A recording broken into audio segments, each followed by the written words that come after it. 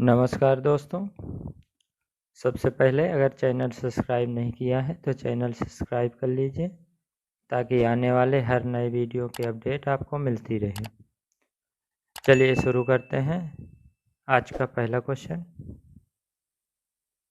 पहला क्वेश्चन है, निम्नलिखित में किस देश में एशिया में सर्वप्रथम बड़े पैमाने पर औद्योगिकीकरण हुआ? Option A Bharat, option B चीन, option C Japan, option D Vietnam. 10 second का टाइम लीजिए, सोचिए सही उत्तर के बारे में, फिर देखते हैं सही उत्तर क्या है।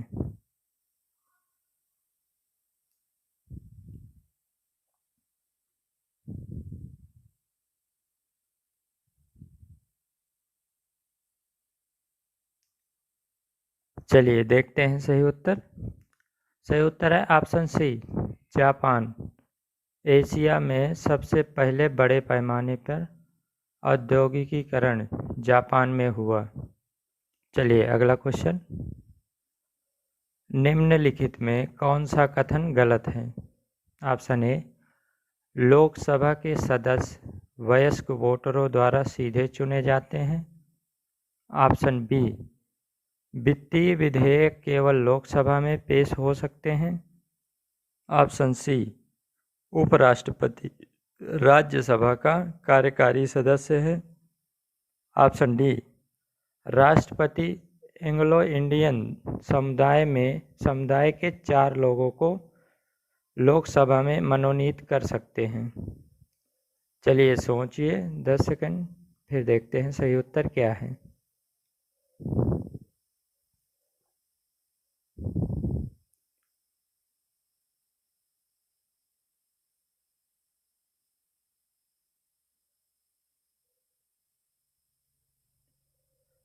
चलिए देखते हैं सही उत्तर। सही उत्तर है ऑप्शन डी राष्ट्रपति एंग्लो इंडियन समुदाय के 4 लोगों को लोकसभा में मनोनीत कर सकते हैं। ये गलत है। राष्ट्रपति एंग्लो इंडियन समुदाय के 2 लोगों को लोकसभा में मनोनीत कर सकते थे।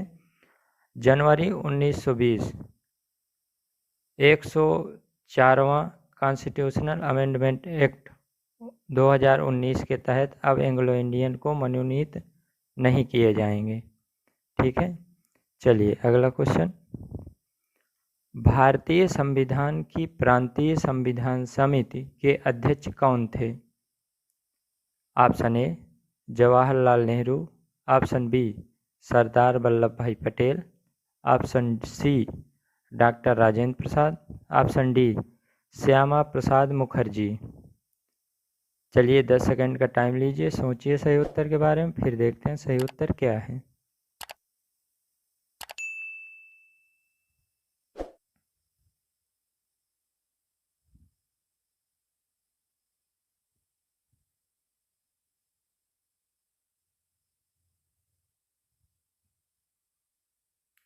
चलिए देखते हैं सही उत्तर। सही उत्तर है ऑप्शन बी सरदार वल्लभ भाई पटेल। भारतीय संविधान की प्रांतीय संविधान समिति के अध्यक्ष सरदार वल्लभ भाई पटेल थे। ओके, चलिए अगला क्वेश्चन, समाजवादी शब्द भारतीय संविधान में अंतर्निहित था। इसे स्पष्ट कौन से संविधान संशोधन के बाद बनाया गया? ऑप्शन ए 38वें संविधान संशोधन, ऑप्शन बी 42वें संविधान संशोधन, ऑप्शन सी 49वें संविधान संशोधन, ऑप्शन डी 52वें संविधान संशोधन। चलिए 10 सेकंड का टाइम लीजिए, सोचिए सही उत्तर और कमेंट करिए, फिर देखते हैं सही उत्तर क्या है।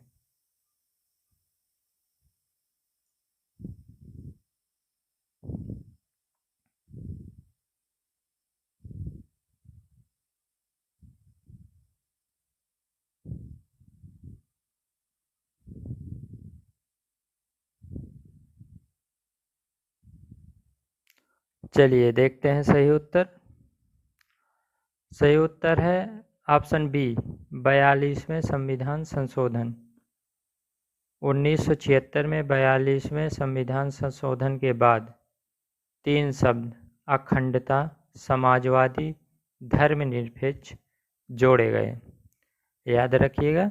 चलिए अगला क्वेश्चन। किसी प्रदेश के राज्यपाल को निम्नलिखित में से कौन हटा सकता है? ऑप्शन ए राष्ट्रपति, ऑप्शन बी प्रधानमंत्री, ऑप्शन सी मुख्यमंत्री, ऑप्शन डी अटॉर्नी जनरल। चलिए 10 सेकंड का टाइम लीजिए, सोचिए सही उत्तर के बारे में, फिर देखते हैं सही उत्तर क्या है।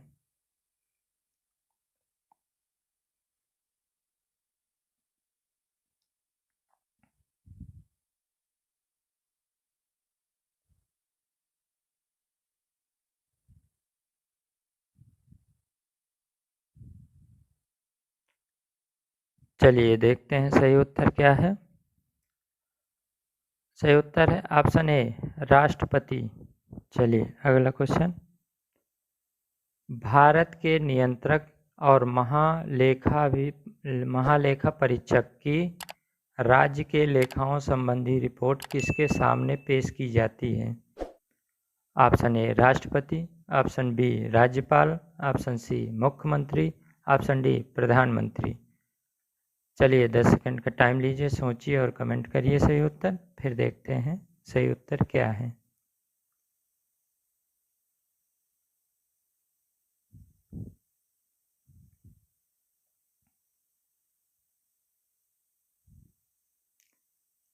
चलिए देखते हैं सही उत्तर क्या है।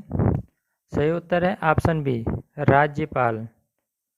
भारतीय संविधान के अनुच्छेद 151 के अनुसार भारत के नियंत्रक महालेखा परीक्षक की संघ के लेखाओं संबंधी रिपोर्ट को राष्ट्रपति के समक्ष प्रस्तुत किया जाएगा, जो उनको संसद के प्रत्येक सदन के समक्ष रखवाएगा।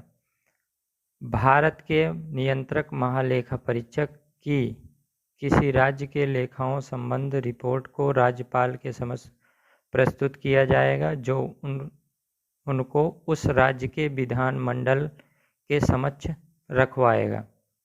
ठीक है, आप एक्सप्लेनेशन दोबारा पढ़ लीजिए वीडियो रोक के। चलिए अगला क्वेश्चन। धन विधेयकों का जिक्र संविधान के किस अनुच्छेद में है? ऑप्शन ए अनुच्छेद 110, ऑप्शन बी अनुच्छेद 111, ऑप्शन सी अनुच्छेद 113, ऑप्शन डी अनुच्छेद 115। चलिए 10 सेकंड का टाइम लीजिए, सोचिए सही उत्तर के बारे में, फिर देखते हैं सही उत्तर क्या है।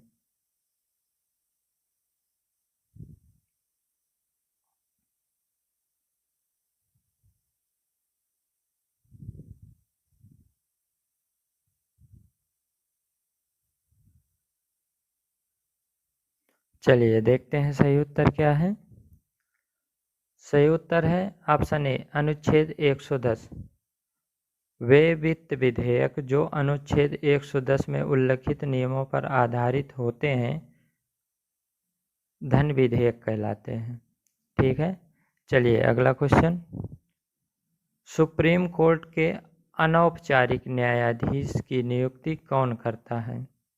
ऑप्शन ए राष्ट्रपति, ऑप्शन बी उपराष्ट्रपति, ऑप्शन सी मंत्रियों की सलाह से राष्ट्रपति, ऑप्शन डी राष्ट्रपति की अनुमति से सुप्रीम कोर्ट का मुख्य न्यायाधीश। चलिए 10 सेकंड का टाइम लीजिए, सोचिए सही उत्तर के बारे में, फिर देखते हैं सही उत्तर क्या है।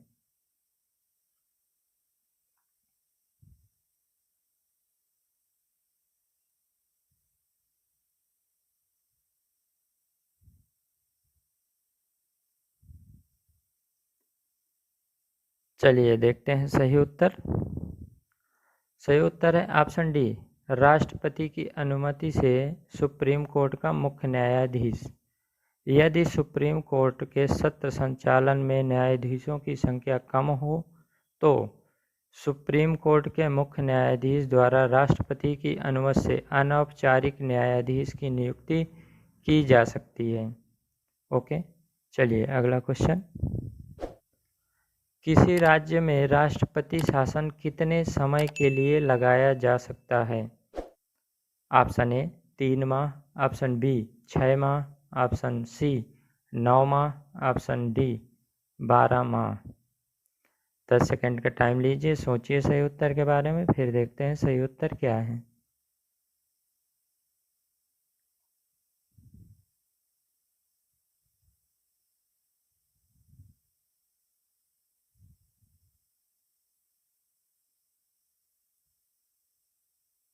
चलिए देखते हैं सही उत्तर क्या है। सही उत्तर है ऑप्शन बी 6 माह। भारतीय संविधान के अनुच्छेद 356 के अनुसार राष्ट्रपति राज्यपाल की रिपोर्ट के आधार पर या राज्य सरकार के संविधान के मुताबिक कार्य न करने पर राष्ट्रपति शासन लगाया जा सकता है। राष्ट्रपति शासन मुख्य रूप से 6 माह तक चलाया जाता है, लेकिन आवश्यकता पड़ने पर इसे अधिकतम 1 वर्ष तक लगाया जा सकता है। ओके, चलिए अगला क्वेश्चन। निम्नलिखित पर ध्यान दीजिए। ऑप्शन ए नहीं, सॉरी ऑप्शन नहीं है। 1 नंबर दिल्ली, 2 पुडुचेरी, 3 लक्षद्वीप, 4 अंडमान निकोबार द्वीप समूह। इनमें कौन सा या कौन से केंद्र शासित प्रदेशों की राज्यसभा में सीटें हैं?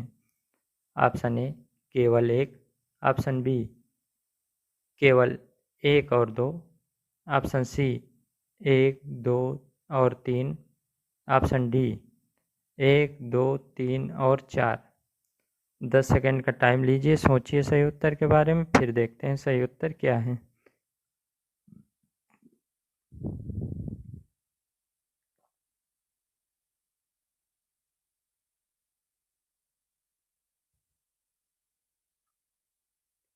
चलिए देखते हैं सही उत्तर। सही उत्तर है ऑप्शन बी केवल 1 और 2। सभी केंद्र शासित प्रदेशों में राज्यसभा में केवल दिल्ली पुडुचेरी की उपस्थित हैं। ठीक है, चलिए पूरे होते हैं इस वीडियो के 10 क्वेश्चन। और अगर चैनल अब तक सब्सक्राइब नहीं किया है तो सब्सक्राइब कर लीजिए, ताकि आने वाले हर नए वीडियो के अपडेट आपको मिलती रहे। चलिए मिलते हैं अगले वीडियो में, तब तक के लिए बाय।